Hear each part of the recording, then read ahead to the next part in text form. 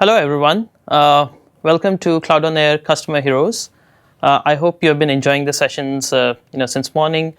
My name is Gaurav Anand from Singapore. I'm a customer engineer at Google Cloud, and today we would be talking about a real-world example of, e-commerce application being scaled up with GKE and Istio as a technology. At any time during our live session, you can ask questions on our platform, and our team is standing by to answer them. So let's get started. So let's start the discussion by talking about containers first. Containers offer a logical packaging mechanism in which applications can be abstracted from the environment in which they actually run. This decoupling allows container-based applications to be deployed easily and consistently, regardless of whether the target environment is a private data center, a public cloud, or even a developer's personal laptop. This also provides a clean separation of concerns, as developers can focus on their application logic and dependencies, while the IT operations can focus more on deployment, management, without even bothering about application-specific details, such as software versions or configurations or app specs, so on and so forth. So, what is Kubernetes? Kubernetes is a portable, open-source, container-centric management platform. To my mind, Kubernetes is about two things. It's an abstraction over interface infrastructure, and second, it offers a set of declarative APIs which helps you to orchestrate your containers. One of the really nice features of Kubernetes is that it has built-in primitives which helps you to handle a lot of heavy lifting which goes into application management. So everyone knows Kubernetes has been a very active project from past few years. Just in the last year, by the number of pull requests and issues, it has been only second to Linux. The core technology definitely has matured, but what about user adoption? A lot of surveys suggest that it is being used now among half of Fortune 100 companies across all different industries. But our goal is much, much higher, and here we are just at the beginning. Now, Kubernetes is a fairly complex tool, but that's only because you get so much out of the box with Kubernetes. If you think what it normally takes to run an application at scale, Kubernetes generally has built-in APIs for handling those functionalities. And even more important, and more functionalities are getting added to Kubernetes with every single release. And what you see on the slide now is just some of the tasks which Kubernetes handles for you out of the box. But by far, the single biggest obstacle to use Kubernetes is to learn how to install and manage your own cluster. Kelsey Hightower, one of our developer advocates at Google, wrote up a step-by-step guide to install your own cluster. Now, what you see on the slide are just some of the steps. And when you start to put all these steps together, and you finally start using Kubernetes, deploy your applications, you're feeling great and happy because Kubernetes is awesome. But then, let's say you have to roll out an upgrade to your clusters, or if you have to push newer config changes, install other stuff on top of your existing stack, that's when the problem arises. Because now you need to again re-go through the same steps again and again. So wouldn't it be great if you could start a cluster with a single click? View all your clusters and workloads as a single pane of glass UI and have Google continually manage your cluster and keep it scaling and healthy. That is what brings us to Google Kubernetes Engine, which we generally call as GKE as well. So GKE is an enterprise container management service delivering one of the most secure and easy way to use Kubernetes implementations with both first and third-party integrations. Now, GKE is a managed service, so you get a lot of additional features out of the box. Since it's a managed service, so we have a large number of people who are our SREs globally who help constantly monitor and act on problems on your GKE cluster. The Kubernetes version and Node OS is manually curated and carefully tested to work well. The same team who builds open source Kubernetes is working to make it run well on GKE as well. Apart from that, you get a very deep integration with other GCP stacks as well, like networking, VPC, monitoring, logging, CI/CD, and so on. And as I mentioned before, you just get a cluster up and running in a matter of few minutes, as the node provisioning is very fast on top of our Google Compute Engine. Let's see an example of GKE in action, as this will relate to what Tahir is going to share, what Tokopedia did with GKE in their implementation as well in few minutes from now. So I took some learnings from the Google Halloween 2018 Doodle. This was a multiplayer game that was played on the Google homepage and was hosted for 65 hours. It had 100 million players across 62 countries. The peak concurrent user load was around 500,000 players, and it ran on GKE. Now, if you wonder what it looked under the hood, so if you see the screen, there are a few clusters which are listed on the screen, which were deployed across multiple GCP regions. And all the users globally were seamlessly able to play the game without any disruption. Now, most of our customers don't start off with 500,000 user multiplayer game. Most of them start off incrementally with few services, like tens of services, and then scaling up to hundreds, so on and so forth. So, with that, I would like to now invite Tahir Hashmi, VP Engineering at Tokopedia, to share their experiences and use cases on how they adopted GKE and Istio in their stack, and post that we will have a Q&A session as well.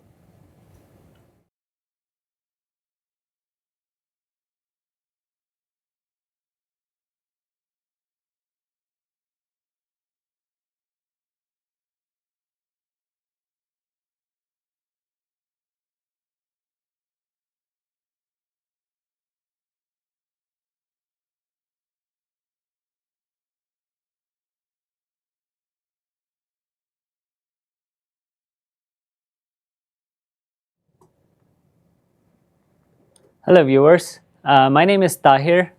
I'm a citizen of India, but today I come to you from a country called Indonesia. It is the fourth most populated country behind China, India and USA, with 260 million plus population. 70% of that population has access to mobile phones, and about half of them have internet access as well. So Indonesia is a rapidly digitizing country. And I work at Tokopedia, which is the leading online marketplace for physical and digital goods in Indonesia. At Tokopedia, our mission is to democratize commerce through technology, which is about making it easier for common business people to leverage technology and grow their business. Tokopedia started almost 10 years ago in 2009. And it started as a C2C marketplace operating out of a small home office. 5 years later, it became the first portfolio company for SoftBank and Sequoia to be invested in Indonesia. A couple of years down, Tokopedia entered the digital goods and fintech businesses. A year later, Tokopedia raised a $1 billion funding round led by Alibaba. And the last year, we actually raised another $1 billion from SoftBank Vision Fund and Alibaba. So given this cadence of bringing innovation to Indonesia, it's no surprise that we are also the first tech company here to leverage the service mesh technology at a very high scale. To give you a context on our scale of operations, Tokopedia has about 6 million merchants on our platform, and they sell more than 150 million products. And we get about more than 90 million people visiting our platform every month, and we have a set of 30 plus products and services. And that's the number that I find amazing, even as an insider, because these 30 plus products include, electronics, packaged food, clothing, and not just that, it's also bill payments, mobile recharges, financial saving instruments, mutual funds, investment options, and so on and so forth. Each of these 30 is essentially like a startup in its own right. And we do all of this with a small team. We have about 600 and growing number of software developers in Indonesia. all of our functionality is built over about 200 microservices, and all of this infrastructure is managed by a team of 25 people who are responsible for handling an unprecedented amount of scale for Indonesia. And this small number of people is not really by design, it's just that we are growing faster than we can hire.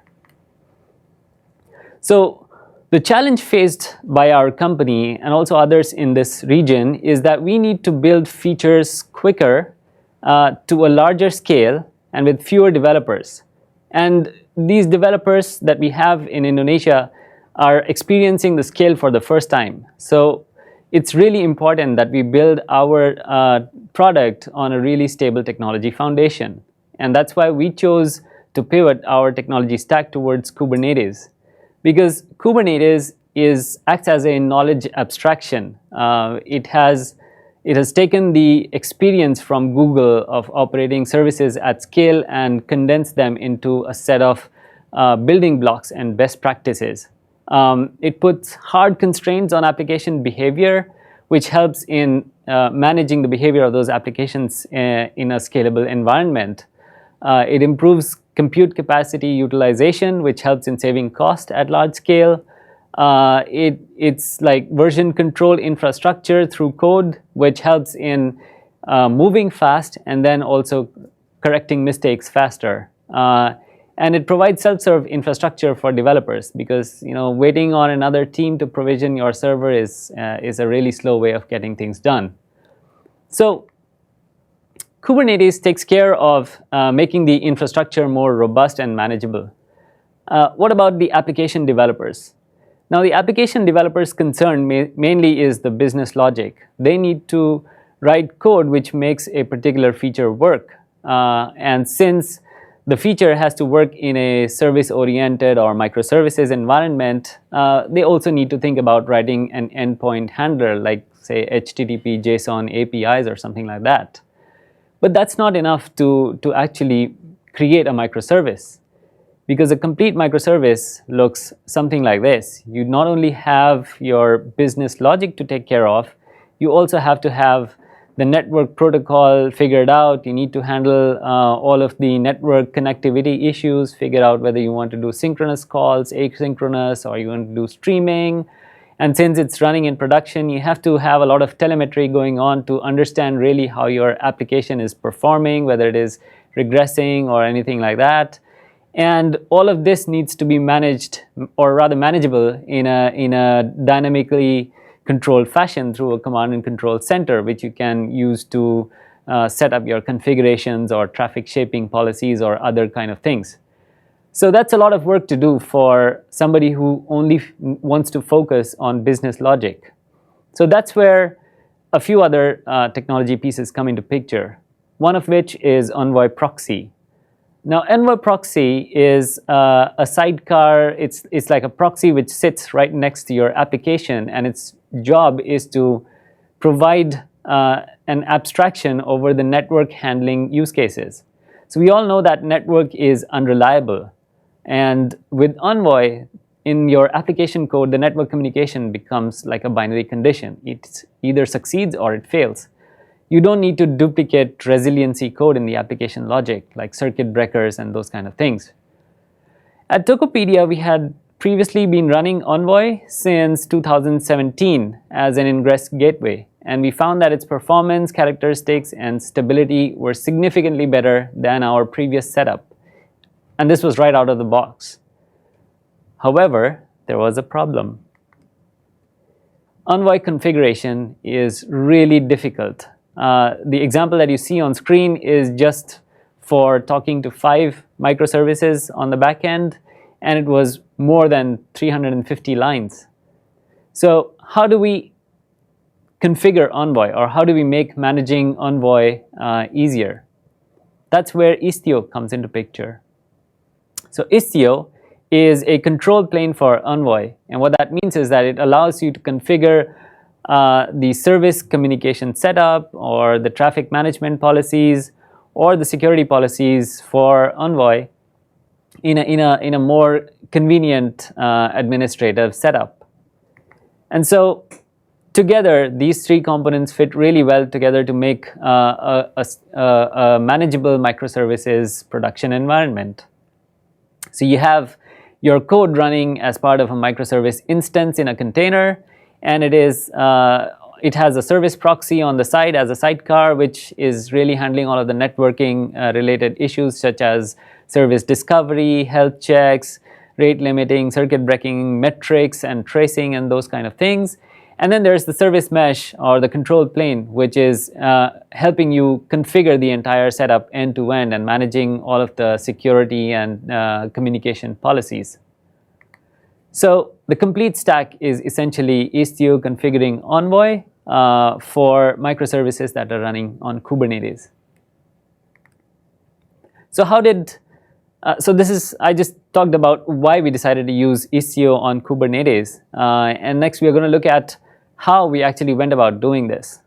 So testing a new technology, the best way is to start with some isolated low traffic services first. And that's the sensible way to go about it. But sensible sometimes does not keep up. And being Tokopedia, we're not afraid to go crazy. So we decided to go with the highest traffic services first. And the reason why we did that was, for number one, we wanted to prove the value of this new technology to business. And secondly, we wanted to shake down all of the rough edges and shortcomings as early as possible. So the proving ground for Istio in Tokopedia was a service called Tokopedia Play. Now, Tokopedia Play is a real-time community engagement platform. We use this to run our live streaming events with YouTube. We have a massive online chat room in Play. It has real-time voting, which is used in conjunction with TV programs and so on. And there are online quizzes and a lot of other stuff. Essentially, it's the largest scale interactive product in Tokopedia. And the real-time interaction makes availability and responsiveness really important. So back in December 2018, we decided to try on some of the components of Play on Google Cloud. Out of the 6 microservices in this application, we moved 3 of them to GCP. We rebuilt them with Go on managed Kubernetes Engine and Istio. And when we tested our final application setup, we achieved 1.5 million active concurrents. And this is not idle concurrents, like they're not just connections. They're actually concurrents that are doing activity on the platform, 1.5 million. That's like 25 times the scalability of our previous implementation. And what was even more amazing was that we reduced our operating costs to 1/10 of the previous. And while all of this was happening, we also observed that in terms of performance characteristics, we got pretty low latency with very tight latency bounds, not very high P90 something latencies essentially. And so that gave us the confidence to ramp it up even further. So we decided to create a full-scale cluster design with managed Istio on GKE that should be capable of handling up to 500 microservices. We moved another 3 services to complete the whole Play suite. And then along with that, we also deployed another 4 microservices in a multi-DC manner, which basically means that they operate across multiple data centers or cloud providers to bridge with the rest of the Tokopedia ecosystem. And we had to do this all in a very challenging environment. The time that we have to take the application from a VM-based code to a service mesh with containers was just 5 weeks. And usually when you go through this kind of a change, the business goes through a quiet period. They would not be doing a lot of activity. But we were doing this migration in the middle of large-scale promotional events. And obviously we had to maintain zero production downtime. And the team that was working on this project had to learn everything on the job while doing the migration. So did we manage to do it? Yes, we did. And it worked beautifully. So when we deployed this new stack to production and ran our promotional events with it, we got 3 million users on Tokopedia Play during the event. And we had zero production downtime as expected. and the latency characteristics continue to hold at a large scale. And you can see the concurrence chart in the background. You can see how the concurrents are picking up really fast. And the infrastructure was capable of maintaining the performance characteristics and the user experience while the traffic was increasing drastically. So what did we learn out of this exercise that we did with Istio and Kubernetes? We found out that Istio on Kubernetes helps in upscaling the operations. We can have a few people manage operations at a very large scale, like many different microservices interacting with each other.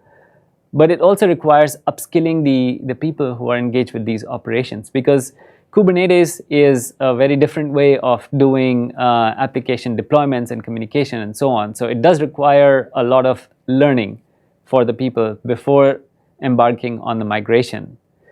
The next we learn is that Istio on Kubernetes provides valuable abstraction for developers. So the amount of knowledge that the application developers need to have of the networking and the production infrastructure and so on is really not that high in a Kubernetes environment.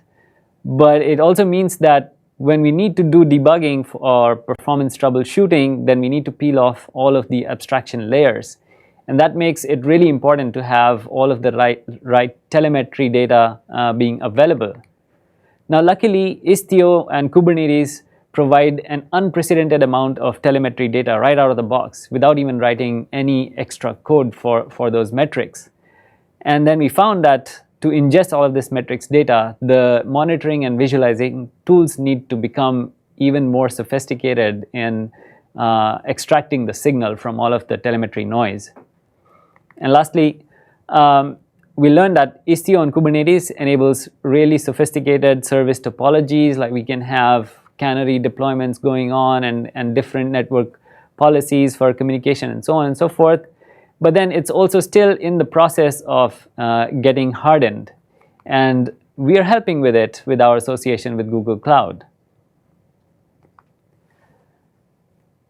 Ultimately, when the stack is done, it's going to do to distributed applications what compilers did to programming, or DBMS did to information storage and retrieval, which has essentially changed the game.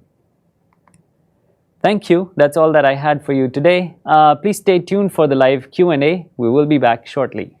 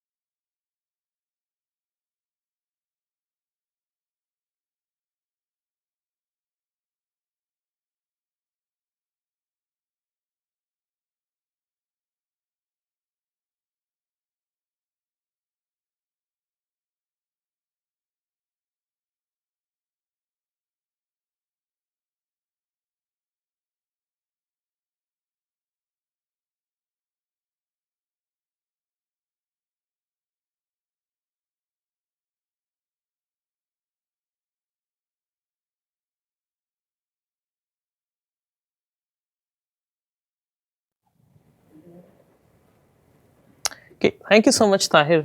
That was amazing sharing Thank you. from Tokopedia, and I hope the viewers did like and learn from what you shared. And just to share, like I had an amazing time working with your team over the past 6 months plus, like helping them out. We enjoy working with you as well. Thank you. Thank you. Okay, so we have some questions. So probably we'll take few of them. The first question to you would be, what were some of the benefits did the end user see after the GK adoption, and if there are some specific examples which you can share. Sure. I think for end users, what is really important from a platform is that it behaves in a manner that they expect, and it responds to their actions really fast.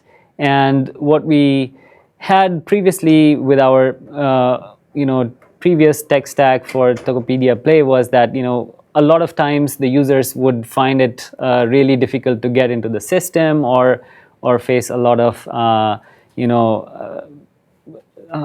latency essentially, and that kind of spoiled the whole fun, because the whole point of Tokopedia Play is to engage the community in a fun and interactive event. So when we moved to GKE, I think the biggest improvement that came for the end users was that the application just became a lot more responsive.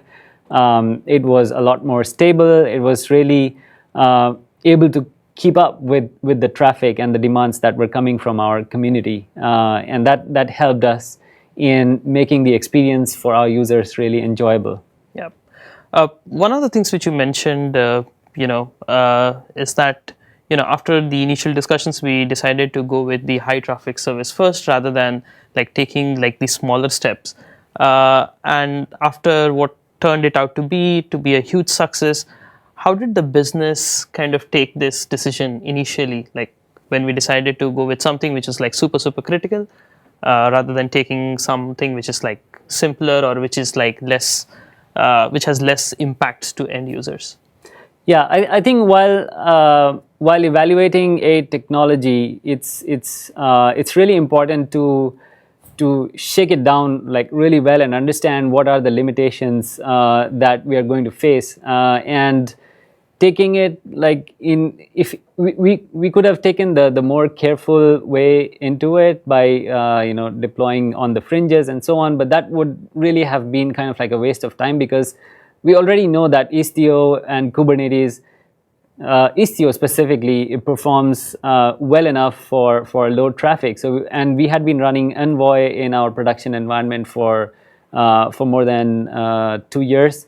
So that we already had that kind of confidence. But to really understand what is the limit that we can push this technology to, it was important for us to go with a high traffic service.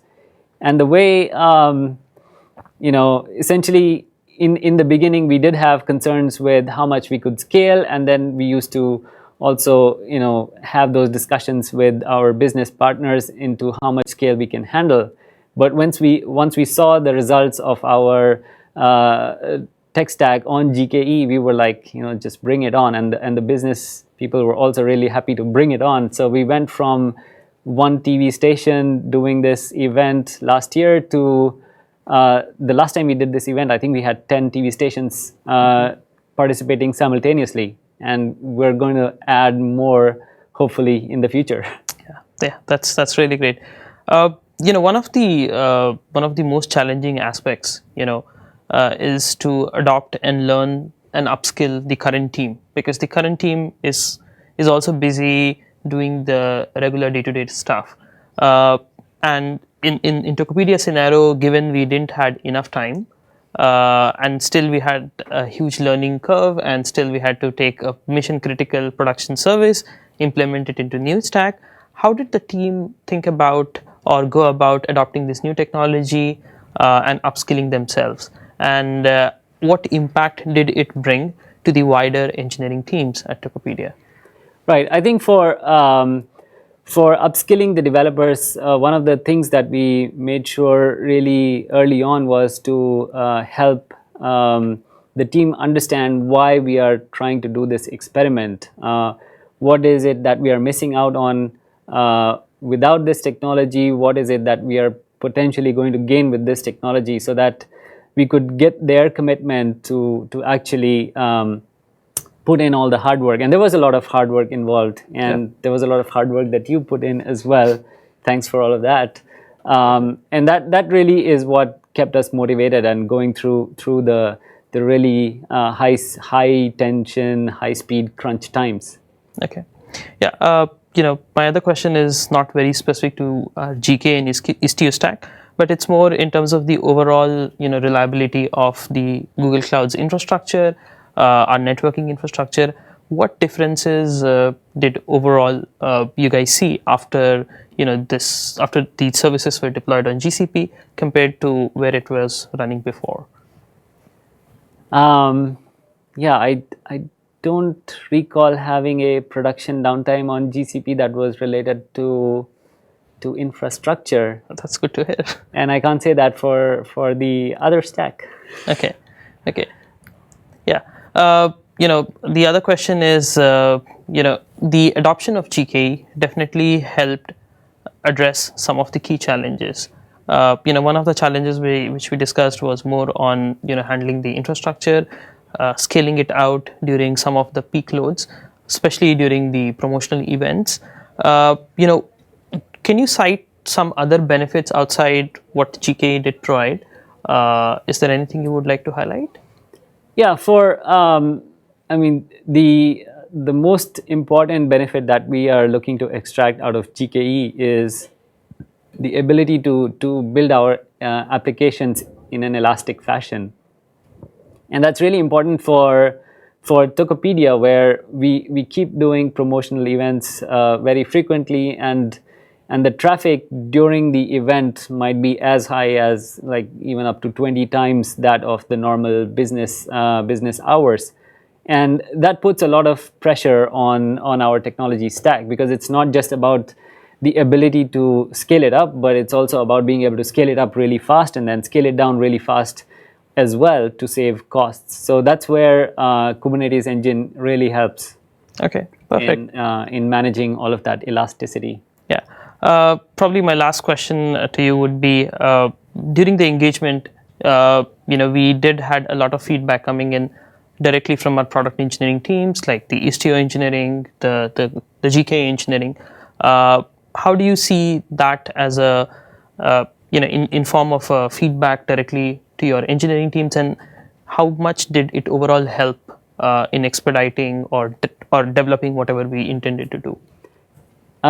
Yeah, so given that we had to execute this project in a really small amount of time, I think having that level of support was crucial in order to make sure that we do not end up spending a lot of time when we run into blockers, or if we don't understand how certain things are working, then trying to discover, especially with open source, where maybe you need to go through the code to understand and all of those things. It could have taken a lot more time than just reaching out to the developers and then asking them directly. Okay, perfect. Again, thank you so much, Tahir, for coming all the way from Jakarta to share, with whatever you did and your team did with our technology stack. And thank you so much, viewers, for tuning in to our digital event. I hope you liked the session and you have been liking the other sessions as well. Please do stay tuned for the next session shortly, which will be coming. Thank you.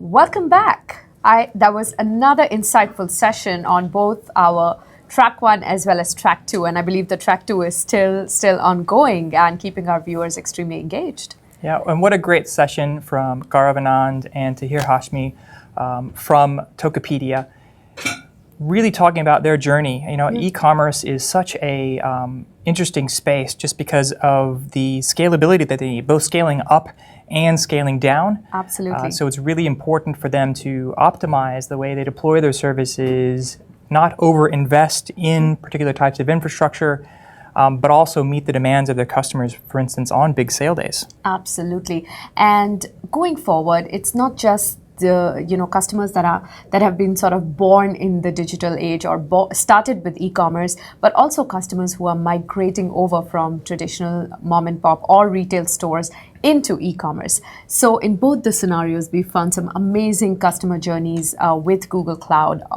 for e-commerce. And Tokopedia is another great example from the region, and they've done some amazing work with us over the past few months.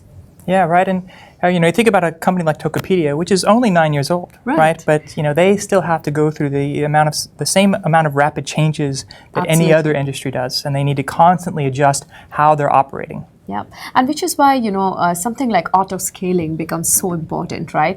And auto-scaling through Kubernetes, through the amount of, the number of options that they get and the freedom they get with auto-scaling is truly amazing with containerizing their code, right? So I think Tokopedia truly is a great example that we have for that. And I think one thing that we can learn from all the sessions we've had today are the many different paths that organizations have to the cloud. Right. Maybe one thing we're not talking about enough, though, is even within one organization, there are many different paths to cloud. Absolutely. Different types of workloads, some which are lightly or loosely coupled to their other infrastructure. Others are tightly coupled to other infrastructure, and so you really have to pay attention to where you run those workloads. Absolutely. And sometimes you have to modernize on-premise first before you're moving those workloads to the cloud. And if I think about the different journeys, right? Lifting and shifting infrastructure to the cloud, rebuilding apps directly in a cloud-native architecture, or modernizing on-prem before you move those to the cloud. At Google, we're really trying to create products that make it easy for you to take any of those journeys with your workloads, and multiple journeys, right? So across all those different workloads, taking those different paths at once and migrating those to the cloud. So speaking of larger enterprises, right, typically they have so many different workloads, so many different streams, and very often they would like to keep some stuff on premise, they would like to be cloud native on some other stuff, and there's usually so many different work streams or workloads that they need to manage. And earlier this year we actually announced Anthos at Google Cloud Next in San Francisco, and it has been a topic of discussion with so many customers. In fact, as we look at our Q&A, there are some wonderful questions on Anthos. So Jay, maybe you want to share a little bit about what Anthos means for our customers in Asia Pacific? Absolutely, and maybe it pays to sort of kind of step back a little bit and talk about things like containerization, right? So containerization has been around for a while. Google actually started its container journey about 15 years ago. We were trying to make changes to the Linux kernel in order to run containers inside of our own organization, and then essentially that got externalized. So as through things like Docker, and you saw broad adoption for containerizing these workloads, but there wasn't a really great platform in order to orchestrate all those workloads. Absolutely. Yeah. So what Google did was we took an internal product that we had to orchestrate our workloads, and we rewrote it entirely from scratch to make sure that anybody can use it in the cloud, and then we open sourced that. Absolutely. So we open sourced that, gave that to the Cloud Native Computing Foundation to make sure that any organization could orchestrate these workloads to help them move their workloads into the cloud. At the same time, we were also creating Google Kubernetes Engine, which is essentially a managed service that uses our open source platform, so Kubernetes, in order to manage those services.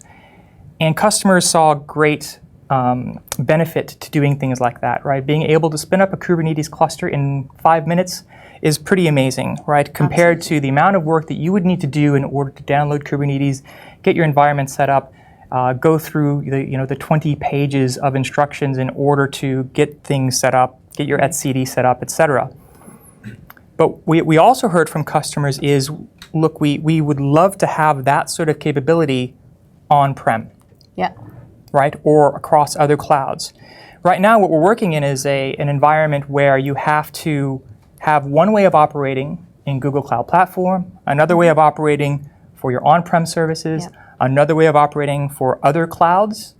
And so what we try to do, or what we're doing, is Anthos allows us a single control plane to run those workloads on-premise, on Google Cloud, or on other clouds. Absolutely. Right, so one way to set those policies and to manage those services across multiple clouds, Yeah. so that there's one way to operate. Absolutely. So we see, as we're going forward, that multi-cloud is not just a reality, but a choice, really, right? And tools like Anthos will make it so much more easier for customers to manage their multiple workloads, whether cloud or on-premise, together from a single control pane. And that is really exciting. Right, so coming up, Yeah. we have our customer panel. Absolutely. So that is what we've been talking about since the start. So we met Carol earlier in the day. Carol Carpenter is our VP of Product Marketing, and she's here to moderate a very interesting panel discussion with some of our customers that you met earlier today. And welcome back to those who are joining us from track 2. Hope you enjoyed the session from our fintech customers as much as we did, and really got to see how BigQuery has managed to transform their business and make it super fast and agile. So back to our roundtable, we have some really interesting topics of discussion lined up, and Carol will lead the show for us.